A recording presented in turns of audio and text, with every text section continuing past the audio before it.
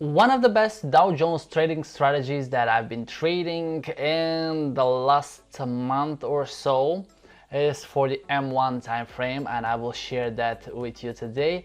And this strategy I have been improving for quite a long time. It was not what you see on the screen right now. It was slightly different. The take profit was smaller. I had just one exit condition, but I did my best to improve the strategy for my personal trading. And once I saw a great backtest with a nice performance on a demo and live account, I decided to share this strategy with you.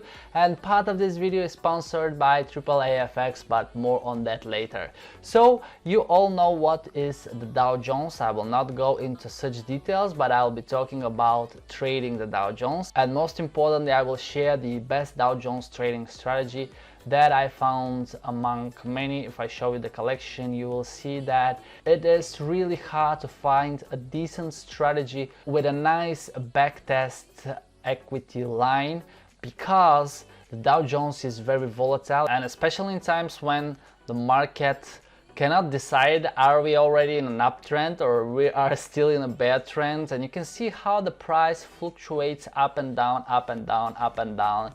And this is on daily charts, so these are huge fluctuations that we see. So in such volatile market, it is very easy for some assets to trade with robots, and at the same time it's super hard for others to figure out what type of strategy one should be trading, especially on the M1 time frame, which is the lowest time frame. And we trade scalping strategies, and now I will show you such a strategy. Now I'm preparing a live account for that strategy, and I am planning to trade with 10 lots, and I want to make it clear what that means according to the performance, because you see that the profit per day is $200, but this is because I'm trading 10 lots, or with that trading amount I am getting this profit per day.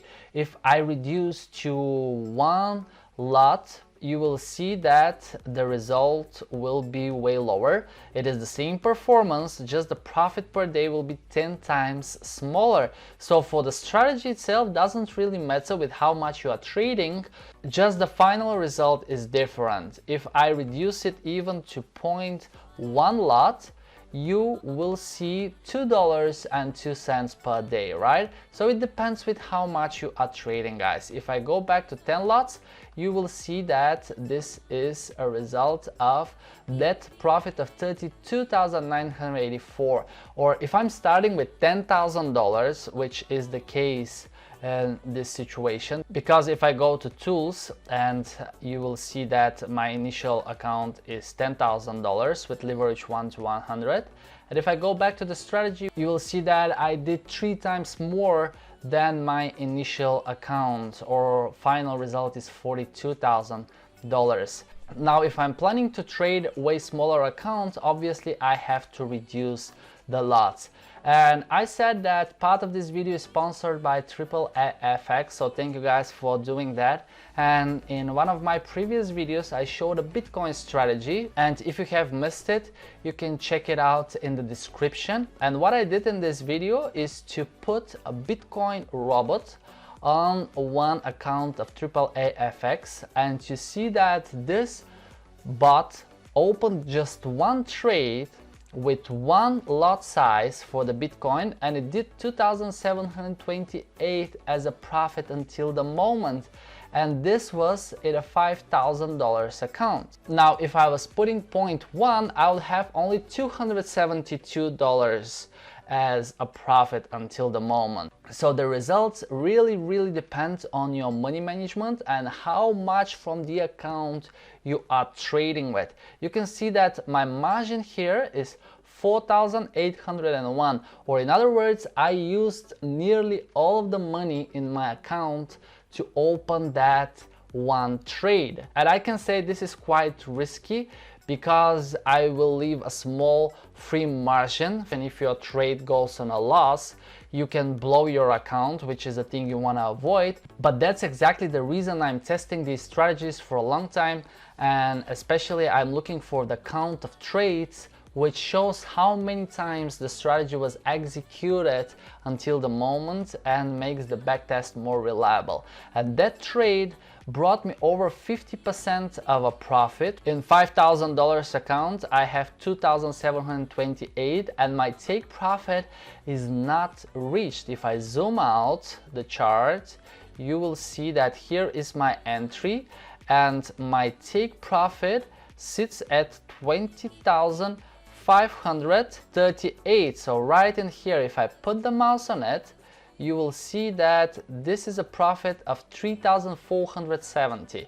Now it really depends on how you will be trading with the robots that I share or with any others. If you don't want to interfere the robot, you can just leave it, but there is a chance that the price will go upwards and you will lose that profit, or you will press the X button on your order and you will close it manually.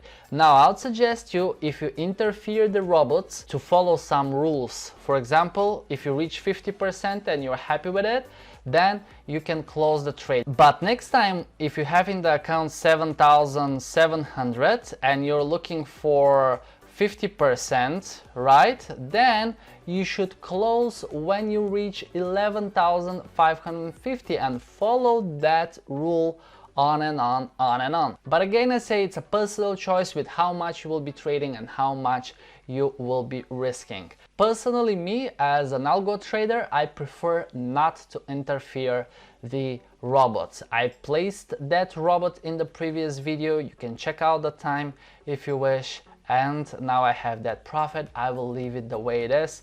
The take profit is above the 20,000 support level of Bitcoin, so there is a huge possibility that it will reach to this level. Trading with robots is really easy. You just need a MetaTrader with a broker like AAA-FX. You can attach the robots on the charts and just put the emotions away. With that being said, thank you AAA-FX for sponsoring today's video. And now let me show you what is the Dow Jones strategy that I am preparing to trade on my live account for the M1 time frame. Now the IDX crosses the level line upward is the first entry condition with period of 11 and level of 15. You guys can take notes or watch the video again and again. And the rule here is that IDX crosses the level line upwards. If I go to the indicator chart, you will see it right over here. The IDX should cross the level line upwards, which is the 15.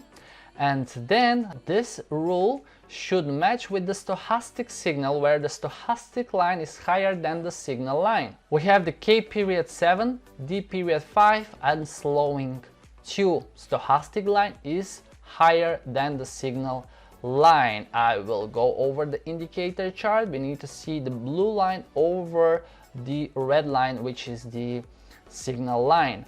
And when these two confirm, we have the trade. Let me look for a long trade. And obviously the very opposite is for the short trade. Here we have one and here we have another one. So we have one profitable and one losing. I will show you both.